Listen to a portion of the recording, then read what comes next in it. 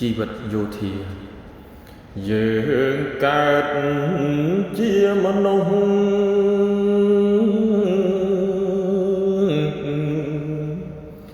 នៅលើផែនដី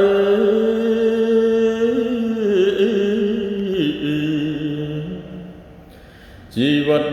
ប្រុសស្រីខុសប្លែកពីគ្នាមានសុខមានទុក្ខរស់ជុំគ្រួសារប្រកបមេកិច្ចការមានក្រតាមកម្មបានសោចសប្បាយ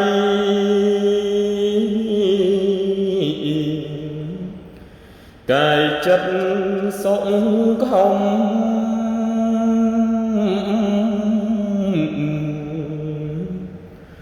ឥតព្រួយបារម្ភ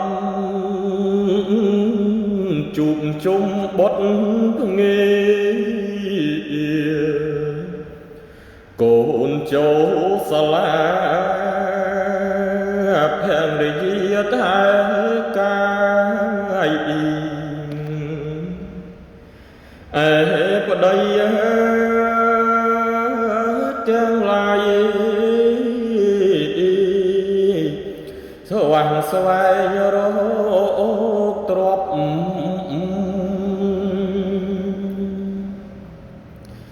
ចំណែករូបខ្ញុំយោធាអង្គភព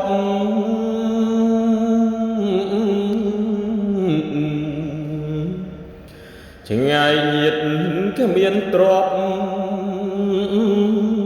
ការពារទឹកដី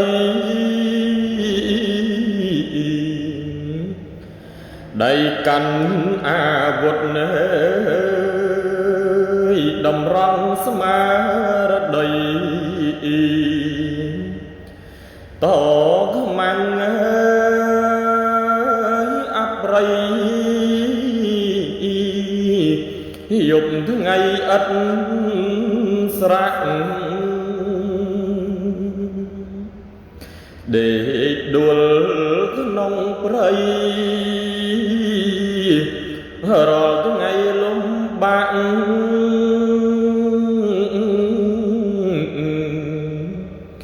ជីវិតអាចចាក់គ្រប់វិនាទីចោលប្រពន្ធកូនភូមិឋានសោភីលះបង់ជីវីដើម្បីទឹកដីពេលជាតិបានសុខខ្ញុំសែនអក្រៃ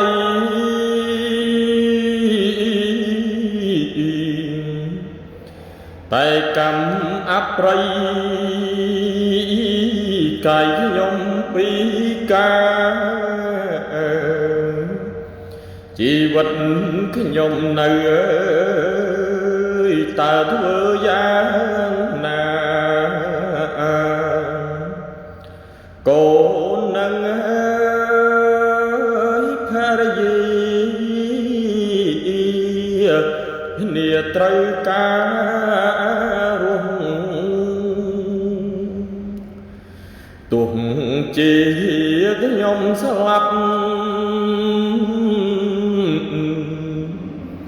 ចាប់កំណើតថ្មី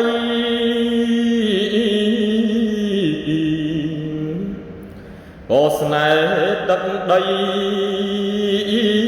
ជាតិនឹងកែមរាគោរពពួក ខ្ញុំរួមថែរដ្ឋថាកុំភ្លេចយោធា